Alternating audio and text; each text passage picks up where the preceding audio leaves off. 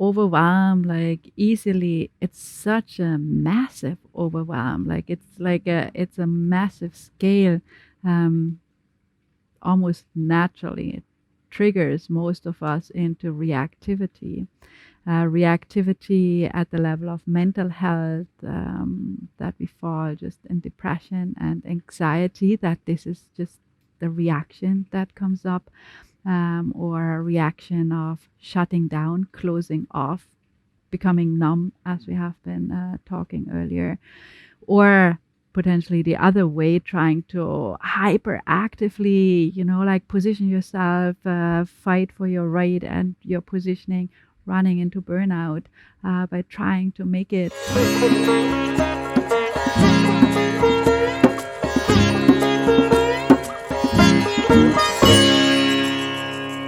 Action! Welcome to the Spirit of Yoga. We are Kirsten and Burkhard from the Akasha Yoga Academy. In today's podcast, we explore the topic of nurture as our response to these very rocky times that we are entering at this moment. I believe you can feel it too. We personally definitely meet the shakiness, the rockiness of these times. There's on one hand like such a strong calling for expansion, for meeting the next level, for growing out of the existing and to come into a greater part of ourselves. But at the same time, there's a lot of shakiness, there's a lot of rockiness, and I see it in my personal life. I see it all around in my community. Relationships fall apart, families fall apart. We personally just gotten kicked out of our apartment with 2 weeks notice, which is not so easy for a family just to find something anew in no time. We are facing difficulties in our business, and I just see it all over, like health diagnoses that are not very happy. And I just see the boat rocking. I just see it shaking. I see it rocking. I feel it very much myself. And I see also how it can easily lead to a personalization of the situation, to feel, like that's my problem, to feel that's my issue, like that's happening to me. But actually, in my community, I see it pop up and everywhere, that the boat is shaking. And I know that, Burkhard, you are very versed in news and global situation and in the state of the world. And it's again and again so good, Burkhard, to talk to you, to get perspective. Like, you're very good to put personal into global perspective, and actually with that change a little and see a little and gain distance. So Burkhard, you already talk about it for a while. I know that we talk about that already for a while, but I feel it's just now really personally hitting for me, for us. Can you share a little what's happening? Yes, there's of course the individual challenges, which do also have to do with our own choices, our own responsibilities, our own answers to the challenges of life, where we might be stuck in certain old patterns and tendencies, and where it's our individual limitations, conditioning, and even also acknowledging shortcomings, mistakes which we made. Of course, there's no sense in regretting and blaming and shaming ourselves. That's not the point and the solution. But there is, of course, also something in taking personal responsibility for the ways in which we screwed up in the past. So there is definitely that element of, in some ways, the individual element to that. Consequences of previous actions which we are facing now. So yes, that matters and is of great importance. But as you were pointing to, there is of course also more general collective tendencies and developments which are influencing and almost determining our individual life. So seeing our own individual life in the bigger picture is of course super relevant, and then, as you described, not taking it personal because of that. It's not my fault. It's if there's an economical crisis and a crash, then it's not necessarily that I screwed up. Because of that, I lost my job. No, it's just because of the circumstances in the economy. Right. Not even my manager, my boss, who's responsible for kicking me out. Just macroeconomic society structural tendencies in the collective are just putting pressure onto the individuals. So seeing both sides of the coin is generally important. Double perspective, and in a way multi-perspective, which we need to take because there's so many elements and factors. So that as a general introduction, and seeing the changes and disruptive changes which are happening in the modern times is a key, where we have a lot of acceleration happening, a lot of speeding up of life and of lifestyles, of technology, of necessities and requirements. So that automatically puts a pressure onto the individual of trying to keep up. And then combined with running after carrots of wanting to keep up. So the hamster wheel in many ways is accelerating. So then it's only normal that we feel the consequences of that, and that we feel tired and run down, burned out from that over intensity on all the hyperactivity and multi-channel acceleration that we are confronted with. So that's in a way, on a structural perspective, a key to not take it personal, but see the bigger picture context.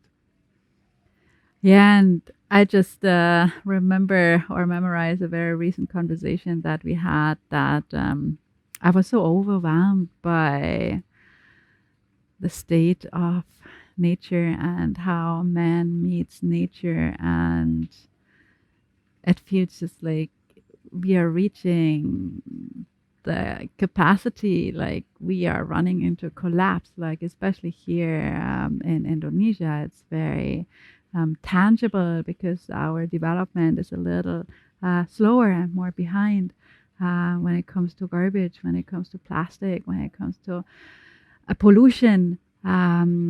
And I felt like really helpless and felt so much the need, to change and the responsibility for taking action. But it's actually like really,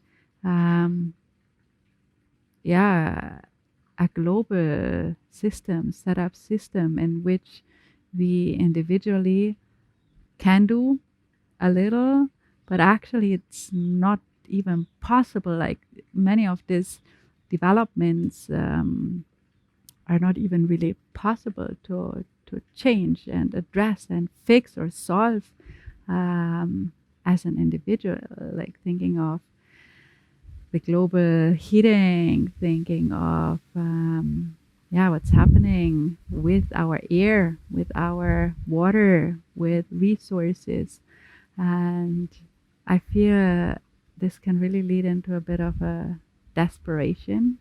And I feel that's quite a dangerous state to come into this desperation and numbing, basically, and feeling just overwhelmed and cut off from life and action and participation in a way. Exactly. This, in a way, helplessness has a danger to tip over into hopelessness. And like you say, a desperation, and then a giving up, and a numbing, and then also a withdrawal only into the individual, because I just see clearly that I cannot fix the world's problems. It's so overwhelming, their scope of, as you mentioned, pollution, garbage, water contamination, the air getting toxic in the city areas and even in rural areas where we are in. So all these external factors, which are frequently a result of governmental decisions, policy making, conditioned by lobbyism, by big corporations, etc. Then even if we try to change something, it's like hitting our head against the wall, trying to somehow fight this hopeless fight, and then it can turn into a numbing turning around, going back to the individual. I can anyhow not change anything And about the shutting world, shutting down. down Yeah. and just giving up on it, and then also becoming like a almost like a contributor to the problem. I give up. I can, like, what difference will it make Yeah. if I change my actions? I might as well also participate in the trashing of the planet, because I anyhow cannot fix it. What difference will it make? So these are common tendencies, which we discussed actually already decades ago, Right. when we were living in Berlin. It's nothing new. This Yeah. has been around for decades and actually centuries. It's the changes are inevitable in nature, and on this planet, in humanity. It's normal.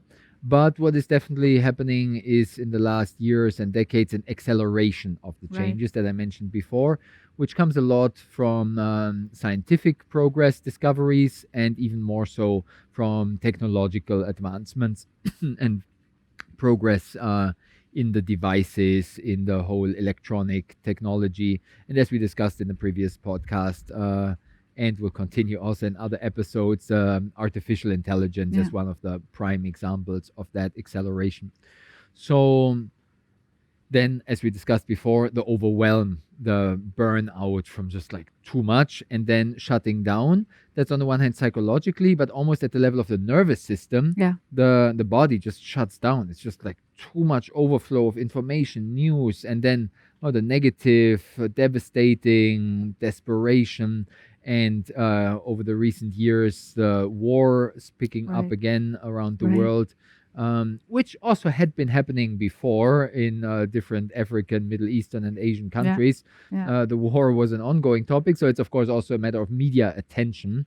Um, Nevertheless, these obvious conflicts between Ukraine and Russia, as well as Israel and Palestine, are so much in our face now, and they are so devastating in their peculiar, in a way, also disruptive potential Mm. for the Ukraine Russia. It's obviously this whole old topic of the European peace mission and East West Cold War topics coming up again, etc. So this is a decade long, if not century old Yeah. conflict flaring up again, which was pacified for a few good decades after the Second World War to a certain level, and especially since the Mm. Germany reunification, we had a period of unprecedented peace on the European continent. So that is challenged in many ways. And the Middle Eastern conflict is also not just the Israel Palestine conflict, but also there's so many connections with Syria and Lebanon and Yemen and Iran possibly getting drawn into the conflict and so on. That gives memories of the previous Afghanistan war, even before Iraq war, and Right. even more at stake there. So, in a way, a flaring up of the war crimes again. Yeah. And Yeah. that is, of course, always a challenging period and undermines our morality and questions our sanity. What are we doing as a modern civilization? And I feel very much that this overwhelm, like easily, it's such a massive overwhelm. Like it's Sure. it's a massive scale, um, almost naturally. It triggers most of us into reactivity. Reactivity at the level of mental health, that we fall just in depression and anxiety, that this is just the reaction that comes up, or a reaction of shutting down, closing off, becoming numb, as we have been talking earlier, or potentially the other way, trying to hyperactively, like position yourself, fight for your right and your positioning, running into burnout by trying to make it. None of those answers are responses or actually really answers. They're more like reaction, triggered reaction. And we have been contemplating this, of course, as being so dearly involved in yoga, meditation, consciousness, differentiating what's personal, what's eternal, being in this swinging game of personal identification and freedom. And we feel that a response, a healthy response, is to nurture, to really nurture and to be nurtured. There's two parts to nurture, right? There is to nurture, which is like the active part, like the active caretaking, and there's to be nurtured, and to work that into life, to make that really a topic, a conscious topic in life, and to bring nurturing into many different aspects. And there is so many aspects we can actively work with meeting the situation in a more peaceful and more sane and more conscious way. Like we can, on a very physical body, it starts. Like it is so important that in these times we nurture ourselves, the bodies, from movement practices to relaxation practices to sleep hygiene to diet. There's so much to work into the nervous system, even with breath-based practices. Do you want to share like your 3 best practices? I know that you're researching that topic a lot because you're quite excited about longevity, health, the physical aspect of it. Like, what would you say, like, is your top 3 nurturing practice? If you would boil it down from all that you know, like, what's really effective, but also not taking too much time, like realistic. So what's effective and realistic in your Yeah, I can share 3 headlines and 1 bonus I'll put on top of it. We actually recently had a YouTube video where I was going in greater detail of those. I'll just summarize.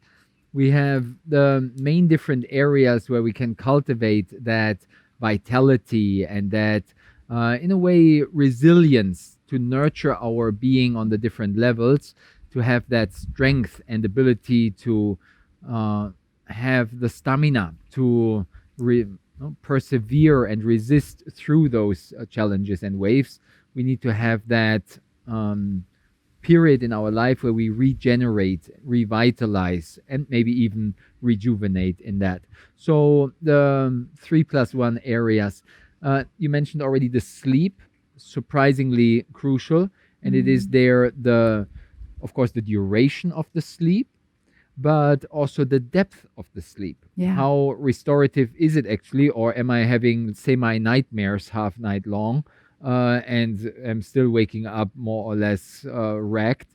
Yeah. So length of the sleep, depth of the sleep, and what is more and more being clear in the research, that the rhythm and timing for the chronobiology, the circadian rhythms, is key, that we have as much as possible even rhythm, that we don't change our bedtime and wake up time. The classic is the weekdays weekend shift, which many people are doing, but also even in daily life, this kind of 2 hours earlier, later, every day changing. This is actually a predictor of various diseases. This is more and more proven in big scale scientific studies. So that's the sleep topic. How long, how deep, and when the rhythm timing, the circadian rhythm. Maybe to share just personally, I was also physically a bit shaken just very recently, and I felt to actually get out of caffeine from coffee made a substantial difference. I'm still drinking tea, enjoying tea a lot, but I feel tea is so very different in how it influences actually the sleep, and also kind of the overall energy level throughout the day. So this made for me a massive difference to shift from coffee to matcha latte. And the other one is that I find personally yin yoga is something that really deepens my sleep. Mm. Like talking about deepening the sleep. When I practice 20 minutes, half an hour yin yoga in the late afternoon, which I try to do regularly, um, it has an effect. For me, it works. Just maybe it might be Yeah. helpful. Good hands-on experience, exactly. So afternoon, evening, and especially then also mid-late evening winding down ritual to go offline, have some blocker on the smartphone, on the devices, to not have the stimulation and overstimulation in the evening is a key.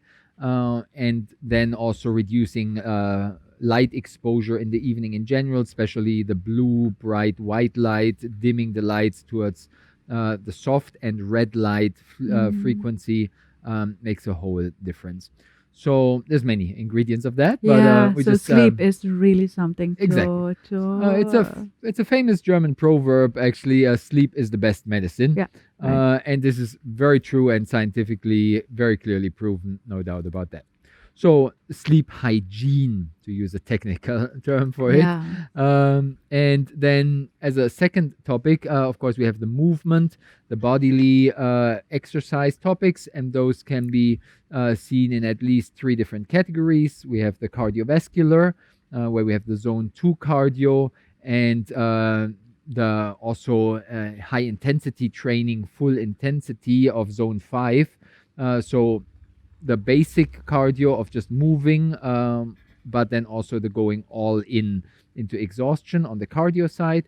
Then the strength resistance training in different forms, and also balance, stability, stretching would be a third element on the physical But side. this is, overwhelming. Who has time to do cardio every day, to For do example, stretching I every give day, you to do yeah. I give you one example for daily movement. What I just established in my office here is to have a standing desk, to not just sit all day long, but to have a standing desk. And then I have a little treadmill, which just costs like $80 or something.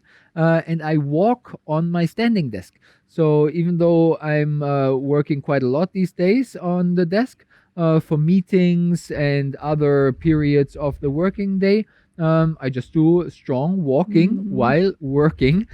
So having efficient combinations like this can make the whole difference.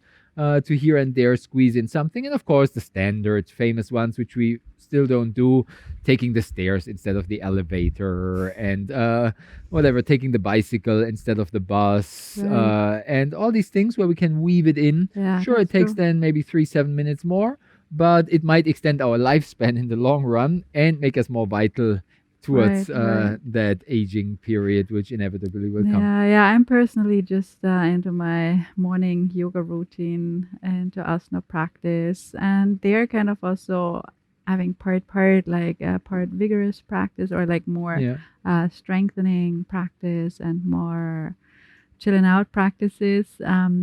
But I feel actually I'm missing the cardio. I did run in the past, and I feel how that really makes a difference physically on the sleep also, and as well on mental health. Running is, if your joints allow, also a really beautiful one. Exactly. Whatever is realistic, Yeah. and whatever also comes easy. For me, Yeah. for example, the real running on a treadmill doesn't make sense for me. I just cannot do it.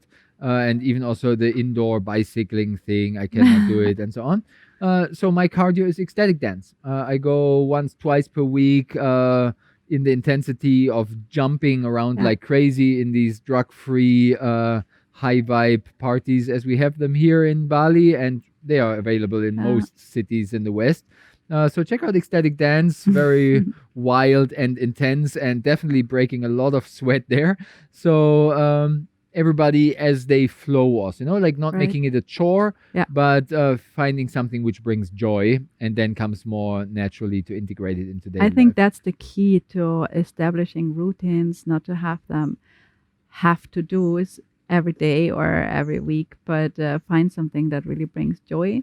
Exactly. And maybe not sometimes it takes a little bit to establish a routine, like a Yeah. little bit from coming from inertia into an establishment of routine, but it's really, I would say, essential to find something that brings joy and happiness and Yeah. that you love to do. Um, Not only taking care of the body, but taking care of mental health at the same time. Exactly, how to nurture our being on the different levels. And Yeah, the yeah, interesting thing is that those two, which we talked about so far, the sleep and the physical exercise, it's not just a physical thing for the regeneration of the organism on a cellular level, the organs, and all the rest. But there is this obvious direct connection between the physical and the psychological.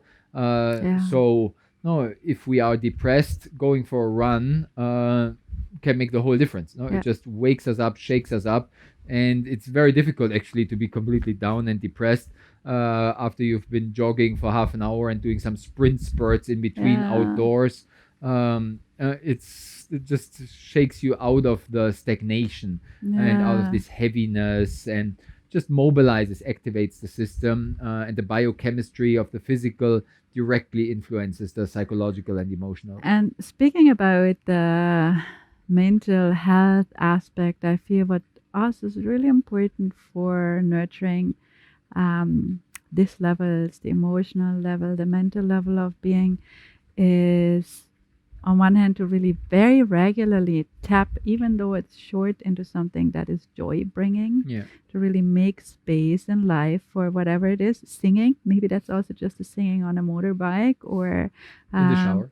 or in the shower, or painting with your kid, or whatever kind of, also with kids, like finding activities that bring joy to you as well, and in this way, yeah, bringing joyful activities regularly into our life, and connections to family, connection to friends. Like isolation is something very hard, I feel, on our mental health. So I feel it's really important to, even though, like, when we are in times that are rocky and shaky and we feel we have to cut edges, like we have to make time to make life's ends meet, it might be that we don't consider a call with our mom, or a meeting with our friends for a cup of tea, don't consider that actually relevant, and rather cut it out in order to make life more efficient. But actually, it's really important, I feel, to not do that, but to Mhm. keep connections, loving connections and relationships alive. Very much, yeah. It's actually one of the 3+1 points on my Okay, list that you okay, asked about. Exactly. So the sleep, the exercise, yeah, and I skipped the third one, and that would have been my bonus. What you yeah, mentioned, the relation and communication related to the psychological and emotional well-being. It's a key ingredient, which, on the most fundamental level, can be even linked to having a purpose, mm-hmm. having being somehow useful, contributing to something bigger than my own Mm-hmm. ego-centered mission and goals, and being in this synergy of a community, being connected to my roots in the family. That's of course also for nurturing, Yeah, super crucial. Because especially in challenging times, in the bad times, is where we can also see which friendships hold and right, last, right, and in a way we get to know our real friends that stick with us and support us even through the challenging times. yeah, So it can be also in a way a clarifying and falling back onto this support network and on this nurturing, nourishing ground, which we had from our upbringing, from the early baby childhood years, the mother nurturing us, literally, mm, to cultivate that connection to our roots and establish, as much as the limitations allow, a harmonious, integrated way where we, in a way, overcome this frequent uprooting and disidentification, isolation, as you mentioned, overcoming that separation tendency and reconnect to the roots can be a key ingredient to then something meaningful, the things which really matter, because we tend to, run into career or other goals, achievement, this and that. And these can be more or less ego-centered or isolated, me and my partner, me and my family, and so on. And then we forget the bigger picture, the Yeah. neighborhood, the community, the family. So it's in a way a beautiful ingredient also of challenging times, that human beings come together again. Right. Unfortunately, also in the bad, kind of, it can unite a country when they fight against another country. It's actually a famous trick also in politics to just start a war, and that kind of unites the country, we against us, against them, and so on. So it's been misused in the bigger picture of politics, but it's also a beautiful ingredient of community building, that we kind of come closer together, support each other. Many of us have experienced that in COVID, where in the lockdown periods, yes, it was difficult to cultivate this connection. We were tried to be isolated, but still, we also came back to the essentials, staying longer at home, spending more time in the smaller circles, etc. Right. So there's also a beauty and potential in those challenges to cultivate communication and relation in the neighborhood, family, community Yeah. circles, more supporting each other. And maybe this is personal, but I feel it's not a high frequency of meetings with friends, and it's also not a big number that are required for this nurturing. Um, but like this consistency, like I have a few friends, and we talk on the phone just once a year or twice a year, and we're so connected. Um, so connected. And this is a very nurturing friendship in a way of just knowing each other in one's life. And I found that actually I don't require a high number of friends and a high frequency of meeting friends. I feel for me that's actually rather depleting and challenging. For me, it works much better. And has done this really nurturing quality of a few really good friends. Exactly. It's more about the depth of a Yeah. relation and friendship, not so much about having so many shallow, superficial acquaintances and friends. So it can be few, but deep and quality. And even the Right. number of contacts, that's in a way one of the beautiful signs of a friendship, that even if we didn't manage to keep in touch on a daily, weekly, or monthly basis, we didn't even meet for half a year, 1 year, no contact. But then once we are together again, it feels like a homecoming, and as if it Right, was right. last week that we chatted last. Yeah. And in this way, have that heartfelt connection, which is also so nurturing. Yeah. So all those psychological elements and emotional connection, mutual synergy in the community, it's of key importance to go through challenging periods. We're in this together, and we're not Right. alone in this. That gives connection, Empathy. meaning, Yeah. empathy, compassion, mutual support. And then it also comes in waves individually, how we have our good days and bad days. And in the relationship, we can balance each other out. One Right. day I have a bad day, and my friend, partner, family member has a good day, so we can lift each other up, etc. Give each Right. other hope and encourage each other. It's a key element for that nurturing vitality, that trust and strength. So it's a key element, which would have been my bonus in the Yeah, list. what's number 3? Number 3 is still an open one, and is a crucial ingredient, and literally represents the nurturing. It is nutrition. Nutrition for nurturing. Healthy, vitalizing food intake can make the whole difference, of course, for our physical body, but also psychologically, emotionally.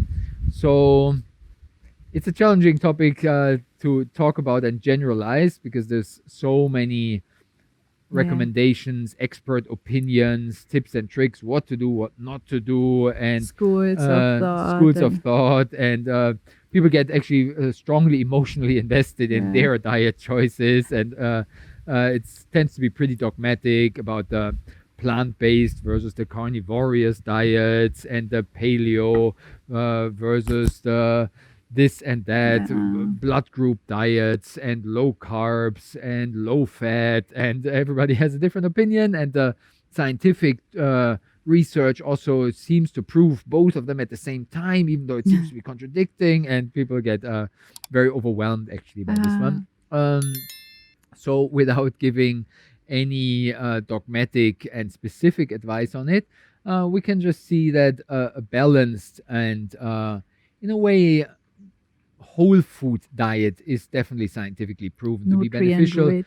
as compared to the highly processed food. Yeah. So this is very clearly that this over processed supermarket food, industrialized overproduction with like 33 ingredients in one package, out of which half of them we cannot even pronounce.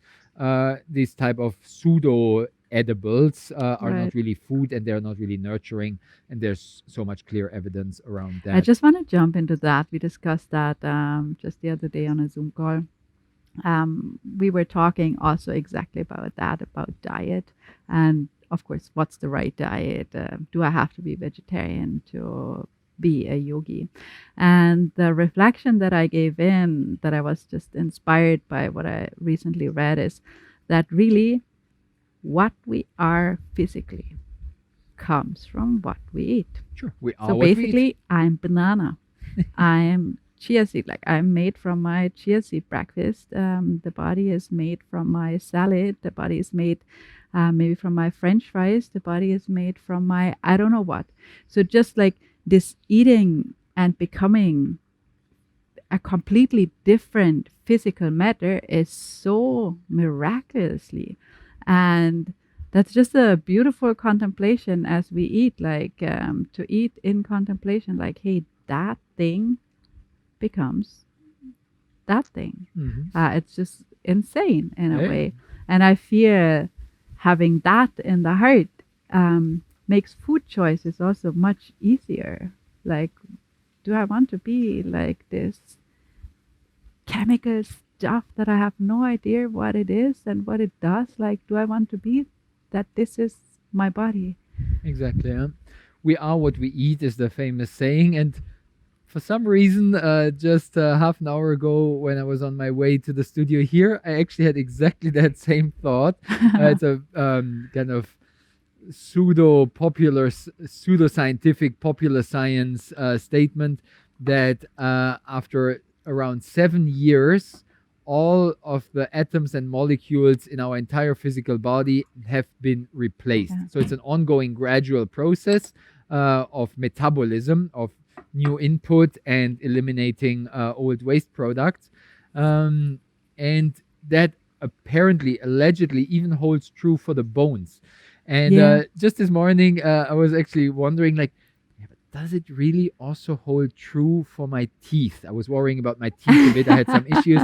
And I was like, no, they can also restore themselves, because even there, the molecules and atoms, even in the bones, and I was wondering, even in my teeth, will they be restored also? And there is actually evidence even for teeth being restored with proper dietary choices. Incredible. It's so miraculous. Exactly, yeah. Really. It's crazy. Yeah. Exactly. So choosing wisely what we put into our being, with what we nurture ourselves, because obviously that is the fuel.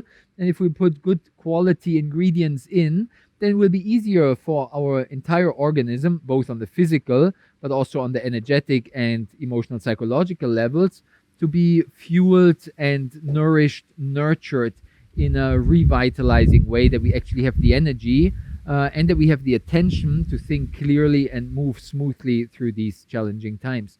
So there is a lot of research over the last years and decades being conducted about the connection between the gut microbiome and, first of all, other parts of the physical organism. For example, immune system related or being strengthened from the digestive system, and how that it connects to each other, cardiovascular system, obviously the infamous cholesterol topics, and so many Yeah. others. Sure, we've heard about. But more and more research is also coming out about the connection between gut microbiome and the psychology, how it directly influences the brain. And there's by now very clear evidence that even mental diseases and challenging emotional states, Yeah. such as anxiety and depression, are directly linked to imbalances in our gut microbiome. There's famous statements that there's actually more bacteria and microorganisms in our gut than we have own cells in our own human body. So that's no doubt that there's more bacteria than human cells. Some statements which even dare to say they outnumber us. There's 3 times, 5 times, maybe 7 times more bacteria and microorganisms in our body than we have own cells. And it's basically completely not understood. It's completely unknown how the synergies and how the processes go. Yes, they put a lot of effort in the research, and we've understood this and that, some detail here and there, some hints and evidence of this and that, but it's mostly an unknown territory for modern scientific research. I've been researching there also new evidence about the oral microbiome, for example, and how that is related because it's also so close to the brain. Yeah. And if we have infections and imbalances there, how that can change our mindset, etc. In all cavities, ears, nose, genitals, you name it, there's microbiome and a specific balance there, which can be disturbed, of course, by the antibiotics. Briefly on which many people are not aware of, I mentioned the mouth microbiome. It's a huge problem, the antibacterial mouthwashes, which I think in the US, I forgot the number, like more than 50%, 60, 70% of people in the US use these kills 99% of germs and bacteria in your mouth. Rinse your mouth every day, once, twice with that. But it kills everything. It kills everything, and it's like antibiotics, where we now have heard of the antibiotics are not so good for our gut bacteria, and then we need to take prebiotics and probiotics to build it up again. But the same is true for the mouth, Right. because the digestion starts here, and there's so many connections there. So it's been linked to heart disease and other physical diseases that and high blood pressure, because people use antibiotic and antibacterial mouthwash. So things like this, just educating and making better choices. This is just one headline of so many which could be given. So the digestion, we come from the topic of diet, food, nurturing ourselves with nutrients. It's of course directly also related to what is called the bioavailability, meaning what I can absorb. Okay, it's one thing of putting nutrients into my system, Lots but of what artificial vitamins. Exactly. Artificial vitamins, for example, do they really get absorbed? Are they having a high bioavailability? Do they really stay in my organism? Or, as the joke goes, is it just creating expensive urine? Am I just peeing or pooing them out again because they just don't stick? So there's a lot of nuances on the absorption of the nutrients we are eating. And there it's again also about the timing, the quantity, the type of ingredients, also suitable to our organism, to the seasonal rhythms, etc., etc. So nurturing ourselves on all levels, and that of course then relates to the digestive tract, and the digestion actually starts in the mouth already. I remember already 15 years ago I was teaching in our anatomy classes how the breakdown of starches actually starts with the saliva in the mouth. Yeah, that's a basic which has been known for quite a long time, with some enzymes and digestive juices coming from the saliva, sure, but this is just the tip of the iceberg. More and more scientists are discovering how in this masticating, chewing, mixing the food with the saliva juice, the digestion actually starts there. It's a signaling happening which prepares the digestive tract and so on. So good habits for food can make the whole difference, of course. Generally, I'd say like bringing consciousness to what we put into our body and onto our body. Exactly. Like just see it for what it is, and just ask yourself if this is what you want to be. Exactly, yeah. Um, And there is, just to give one more example, we are what we eat. Sure, we absorb all of those chemicals and all the stuff we stuff ourselves with, uh, but not to underestimate also other aspects like Cosmetics. creams, for example. Yeah. The skin is the biggest surface metabolic organ of the body, Yeah. where we excrete things, not just sweat, but also waste materials and pH balance for acid alkaline gets regulated Yeah. via the skin and via the breath. So the skin is a huge metabolic organ, and then if we stuff it with chemical creams and lotions and so on, part of that also gets absorbed. So it's Sure. in Ayurveda, the ancient Indian science of life. They would say, don't put on your skin what you wouldn't also eat. Yeah. So would you feel comfortable with eating your cream? No. But why do you put it on the body? Because the pores also absorb that. Just give one more example Yeah. where our choices and decisions make a whole difference and can then accumulate over time. So choosing wisely to nurture ourselves to be in a strong, vital condition to face all those challenges. Choosing wisely, but also stay relaxed. Find out what really, matters and makes a difference for you. Like I just recently completely cut out gluten again. Um, I didn't have any issues with that as I was younger. As I'm aging more, gluten, I have definitely a reactivity in my system to gluten. Take that out makes a big difference for me. So also don't get obsessed about every tiny detail, but like find the major things that are nurturing. Um, Cut out what's definitely not serving, and find a happy balance, I would say. Exactly, finding that balance because the in a way obsessive avoiding and no this kind of too contracted, trying too hard to be perfectly accurate. I think it's called orthorexia is also almost classified Defined as a as disease as that an we know eating like disorder. only the Yeah. cleanest, only the best, and if it's not local, organic, and seasonal, And raw and and raw sugar and free. gluten free and everything free, then it's just gonna poison myself, and then I just feel it already coming, and so on.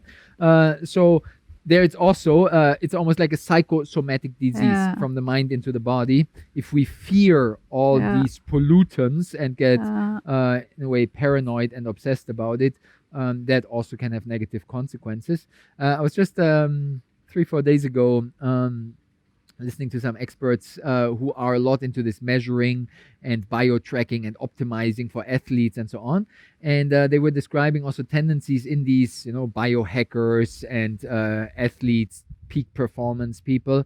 It was actually Andrew Galpin, who is an expert in this field, coaching famous Tim Ferriss on that. And what he was speaking on was how, for example, sleep trackers also can make people paranoid about their sleep. mhm. Yeah. So this sleep score, which we get from the new smartwatches and so on, first of all, it's definitely not 100% accurate, and frequently it's not even 90%, but rather 80, 70, 60% accurate. And so we cannot really draw conclusions from it. And then the tendency how the mind gets obsessed with it, and if the mind sees like a low sleep score, like, whoa, I only had a 55% sleep score and it should be at least 80, otherwise I'm like degenerating and withering and dying and so on, then because people wake up and then they look at the sleep score only 55, that's a psychosomatic thing. Yeah. And Right. they tested that in the laboratory, literally, that they Uh-huh. told people kind of like, wow, Lower your sleep score. score was really bad last night, even though it wasn't. Yeah. So they fooled them into it, and then they were like, "Oh, really?" And then they let them do performance tests, and then they scored worse on the same test as compared to when they would have been told, "Oh, you had such a good regenerating right, sleep. You're such an right, amazing right. sleeper, like 98%, such a good performance in your night, and so on." And then they would perform also better in the test. So don't underestimate how these things, the mental paranoia, can cause lots of trouble to the body also. Yeah, I feel that's a super, strong call to the disconnect that's happening, kind of that I don't feel if I'm sleeping okay or not, but I need something to measure to tell me, am I okay now? Does my watch say that I'm okay? Did I eat the right things? Am I okay now? Yogis would come into a state that this is intuitively perceivable. I just recently took a yoga course, and it was quite a bold statement that leader made. He said, Hatha yogis, after 2.5 years of practice, you should be feeling the moon phase in your body every day. You should know it's 5 days after full moon. If you're not, your practice is not very efficient.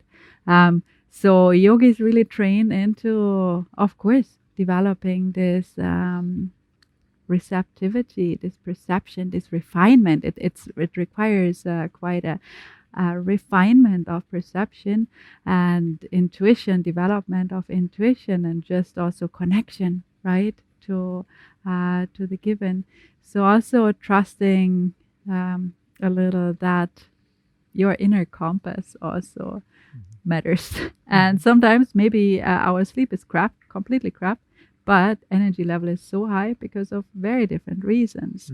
So also not boxing it maybe a little too much. It can become a bit too partialized, and through this partialization, more the global impact is not seen so much. So I would like to jump onto energetic hygiene.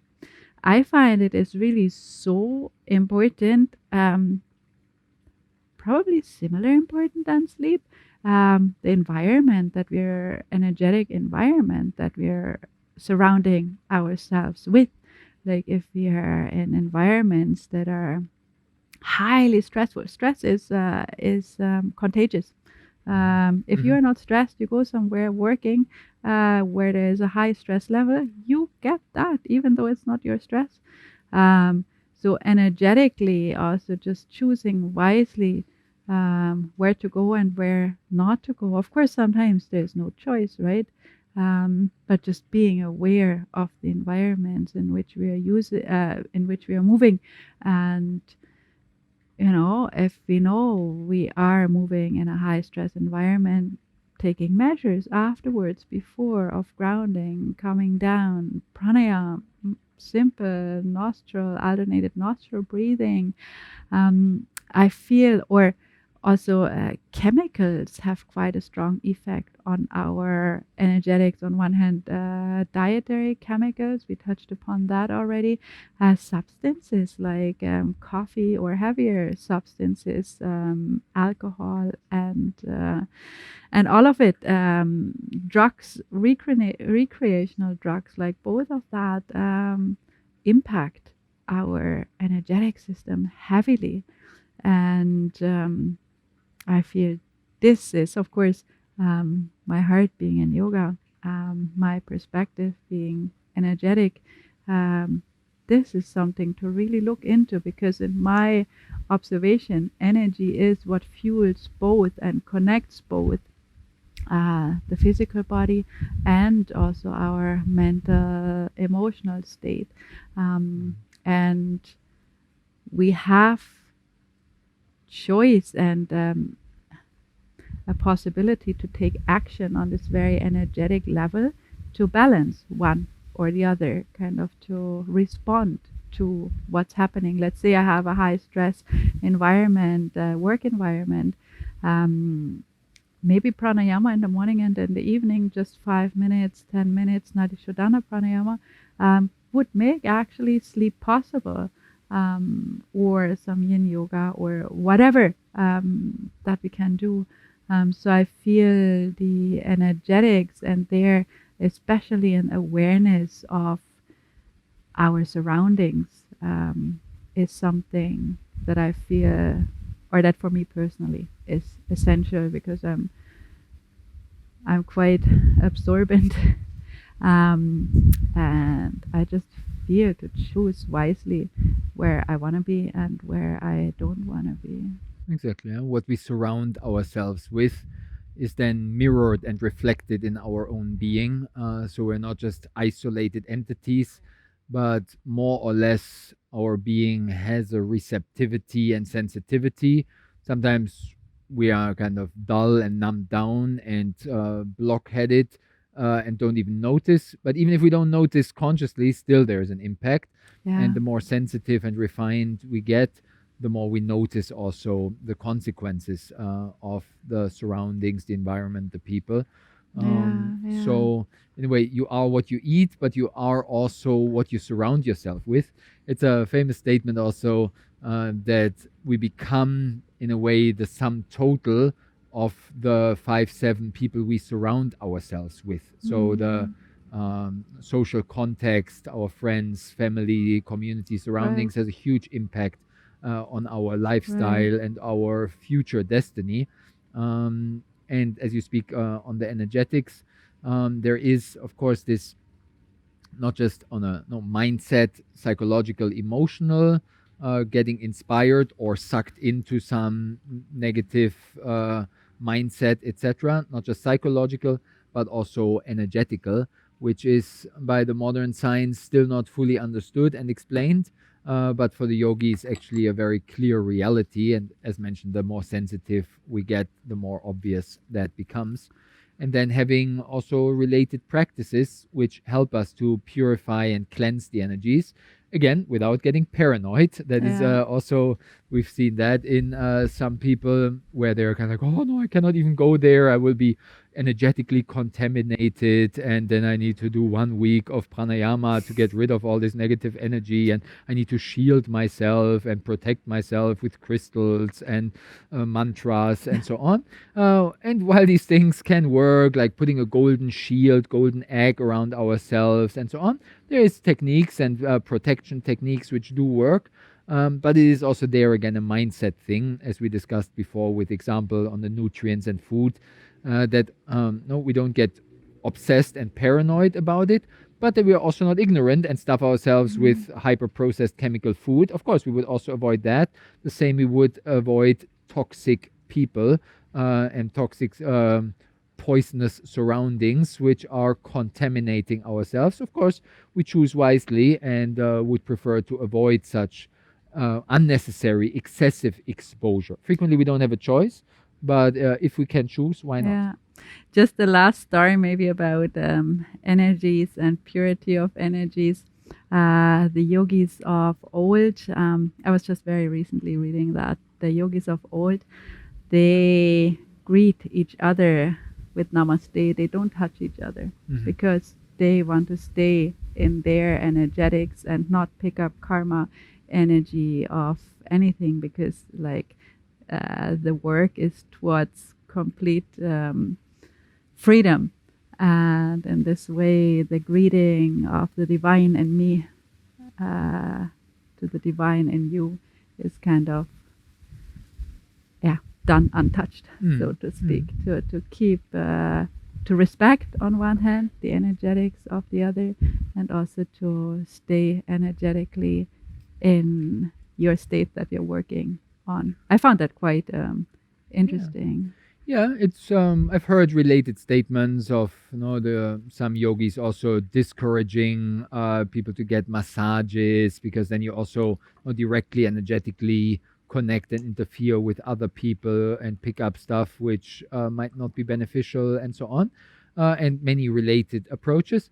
It depends also on the type of yoga, the type of path, the personality, also where we are at in our journey, the time of the year, or even also the time of the year. In the spring, summer, we're more outgoing. In the winter, more withdrawing. In women's cycles, it can be periods where it's more outgoing, and where I can cope with all these influences, and other periods where I need to be more nurtured, protected. So being also aligned and attuned with that, and finding one's own balance around that. Definitely. It's also a personality thing. So some people are more, and a typology thing. Some people are more on the sensitive, receptive side, and they easily get overwhelmed. So they need to be a bit more careful and cautious with that, and maybe counterbalance, counteract, and either avoid or strengthen their resilience against it. Other typologies can be more on this resilient and like they don't pick up anything. So there's also many typologies who are like famous examples also actually of yogis, also a classical thing who would even on purpose try to prove it by kind of eating poison. It's a famous thing. I don't absorb anything. I can, like, I'm so resilient. I control my digestive system. I am in charge, and nothing happens to me. So just for the sake of the experiment, there's historic cases where yogis try to prove it like this. So both has their time, their season for different typologies and different paths in yoga. So finding that balance, we talked a lot about this.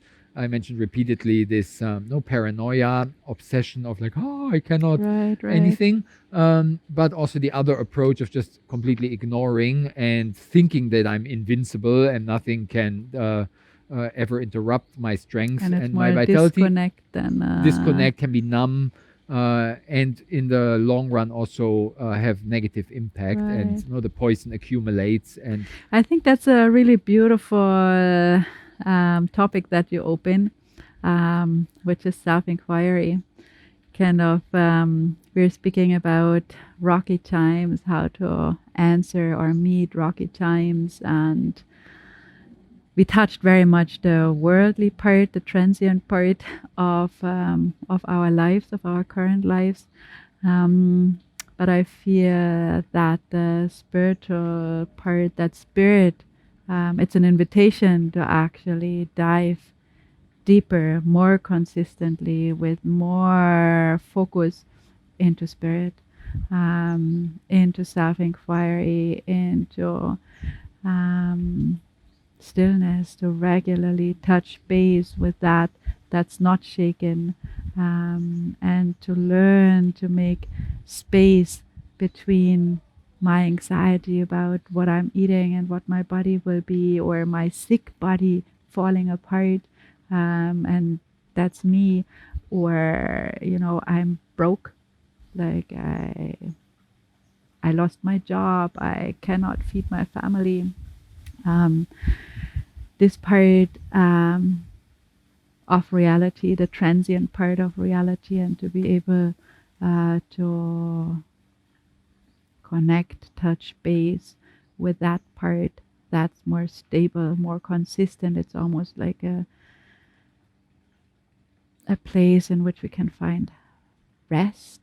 Not really find rest, because it's not like that, but it's also not really breaking, but it might feel like that because our experience is like that, swinging into the worldly part, into overwhelm and swing. That's very a very common state actually in the spiritual quest, like when we're on the path, that we're kind of swinging, or recently somebody described it as being on a bridge, in between, and sometimes being here, sometimes being there, and to regularly make space, very regularly make space, to touch surface, to touch base with spaciousness, with that's not shakeable, not only not shaken but not shakeable, with that was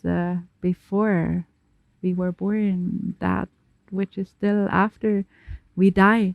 And this is something through meditation practices, through pranayama practices, asana pranayama meditation, through self-inquiry, integrated self-inquiry into the day, or also self-inquiry practices in final relaxation or in your sitting in meditation.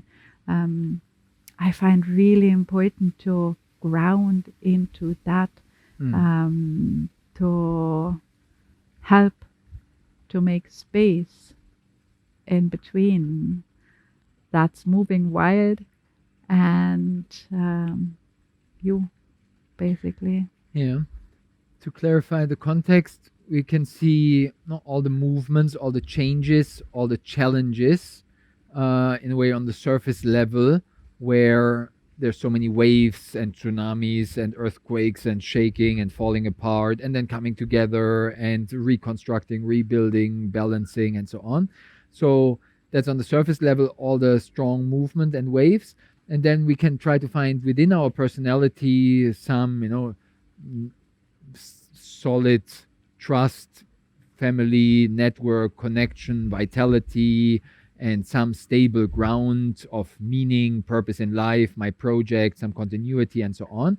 So that's in a way a personal stability, kind of a relatively stable ground in the midst of the storm and chaos.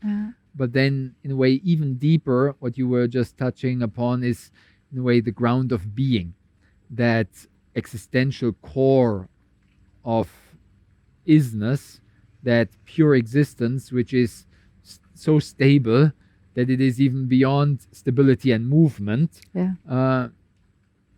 It's that eternal being, that isness, that suchness of life, which is just ever present, always here, beyond past, future, beyond before, after, beyond my hopes and fears, and then I get lost and then I stabilize again. No, beyond that, below that. So regularly connecting to that is a key to be in the spirit of yoga. Yeah, right.